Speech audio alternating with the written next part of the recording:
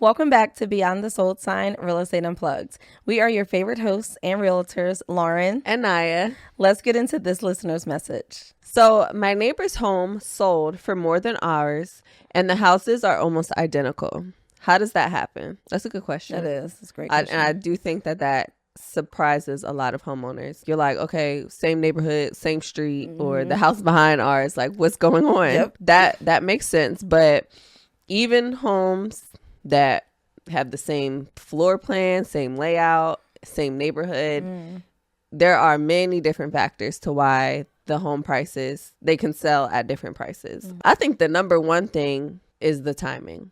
Like the timing of when your home and their home sold, or even just went on the market to begin with. That's always going to be a huge thing. Like with the different seasons throughout the year, there's always highs and lows.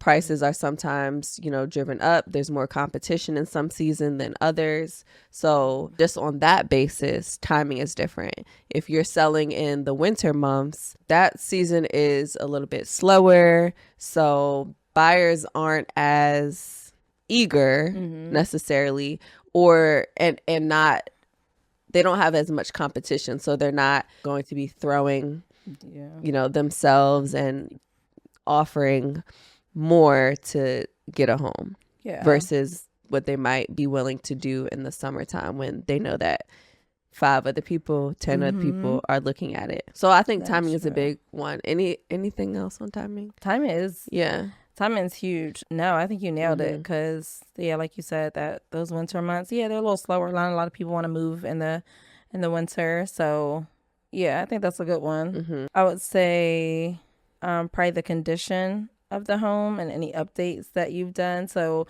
when you say the houses are almost identical, do you mean in layout? Do you mean in square footage? What do you mean by they're almost identical? Right. Did you do the same upgrades that other house did? If you did, how long ago? Were they as recent as the other house was? Or did you do your upgrades like 5-10 years ago where, that's just maybe not the trend any longer? So it just depends on when you say identical. What does that mean? But condition means a lot when a buyer's walking in. It's like, great, this house is a little bigger, but we got to do some work. But this house over here, a little smaller, love the layout, but they've done everything, so I don't need to do much. So I'm going to pay a little bit more for this house than I do this one. And that right there should tell you everything, especially if you're in the same neighborhood as well. Condition is going to be huge. Yeah. Are the appliances up to date and everything like that makes a huge difference. Buyer demand, so this kind of goes with timing of the market too, but buyer demand, is your home at that time in demand for buyers? That is true. I think this pretty much goes with timing. So demand is going to be higher in spring, summer seasons versus fall and winter season. So again, what do buyers want at the time that you're getting on the market? Presentation and marketing is important. So y'all, now at this rate, y'all could be coming on the market at the same exact time. We see it often. Sometimes a home has been on the market for a week, then another home comes on, or maybe they're coming on the same weekend. Even them being listed at the same or very close in purchase price, very close or identical layout, the presentation and the experience that buyers feel in both those homes could be completely different based on even before they get to the home. The presentation begins online. So how are your photos? How is there any other extra elements that really allow buyers to feel and see the home before they even step into it, through the photos, through the the specs of the layout, a 3D tour, whatever it is? How is the home being presented? How does it feel when people are reading just the description about the home? All those presentation and marketing details before people get to the home is important. And then of course, once they're in your home, again, was it accessible? Was it, were they able to get in? Was there an open house for marketing? All of those things add up and can be completely, can turn buyers or can give buyers, I think, a different experience, even if the homes are on the same street. Yeah. No, I agree. And I was thinking going back to timing really quick, because we talked about this the other day. We were asking like, oh, is Easter a good time to like list the home? Gosh, like, the holiday, the holidays. That's I completely forgot about it when we were talking about timing. Like, hey, we actually need like holidays. Holidays is a big one. Are you putting your house on the market when it's like, it's Memorial weekend or, it's a holiday weekend? Don't do that. That could be a huge difference on whether or not buyers are in town that weekend or or not. So I think that's a huge thing when it comes to timing. But I was when you asked, I completely forgot about that. And then presentation and marketing, like you nailed it. And then like you also don't have the same realtor. So like you said, one realtor could be doing everything Nia mentioned with all of the bells and whistles, where another realtor is like, I'm gonna put it on the market and good luck. The keys in the lockbox. There we go. Make sure you're not home when people come for the showing. I'm not putting any effort into it. Like, is the home clean? We didn't get to that. Is the home clean when people come? Even if you're still living there, are your shoes still kicked off at the door on the side and you just ran out? Or like, did you place it nicely? Because again, you want people to be able to have a nice experience when they come in. So presentation via pictures, presentation via what they visually see when their eyes are in your home. The way it smells. Does it smell like 30-year-old dog? Like, you have to, like, when you walk in and they want to feel like, oh, like I'm at home.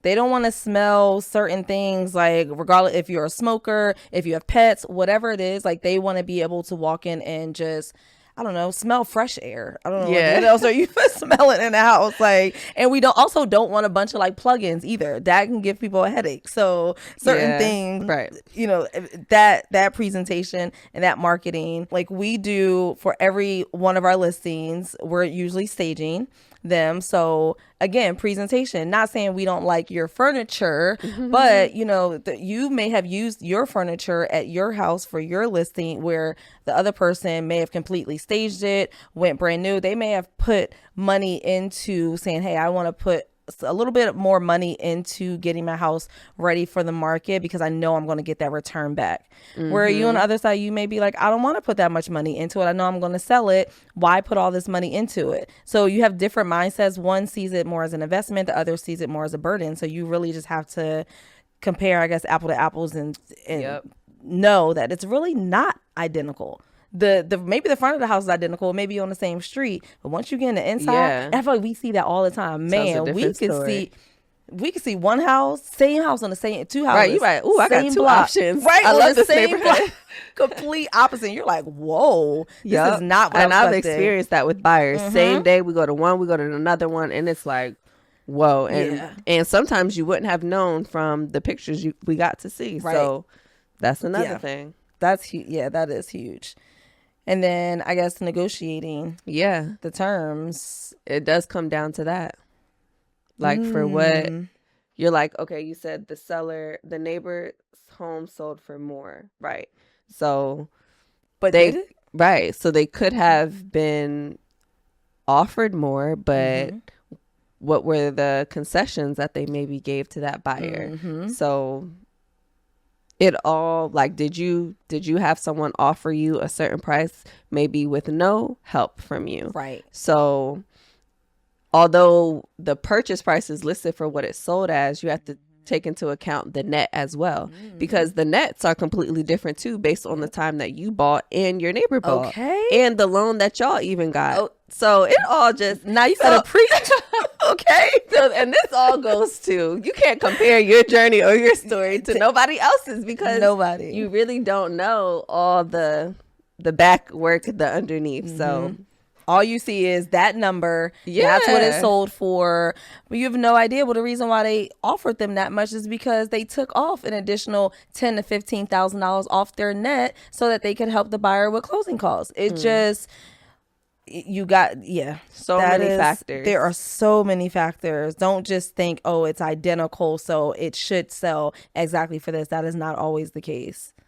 Not always the case. I love this episode. Yeah, you could have definitely walked away with more money than your neighbor. And that's not even really what it's about. Yeah. The goal was that you needed to sell your home. You were able to sell it. Of course, we want you to be able to, net and walk away with what you need to, carry on to your next steps. But don't just go in with the immediate comparison of my neighbor did this and I want that same exact outcome, because many factors go into it. And I guess you don't really know what your seller walked away with. But what you do have to know is like that you did your best with all of these things that we went over and, created the best scenario for you at that time. Yes, I love that. Yeah. Yeah. So market timing, preparation, and buyer demand all influence that price and everything Naya just said. So hope you guys enjoyed this episode. I really enjoyed talking about it. So I hope y'all enjoyed it. Please like, comment, follow, subscribe. I'm here on YouTube, and please have your family and friends follow us as well on your favorite podcast platform that you love to listen to us on. We'll see you guys next week.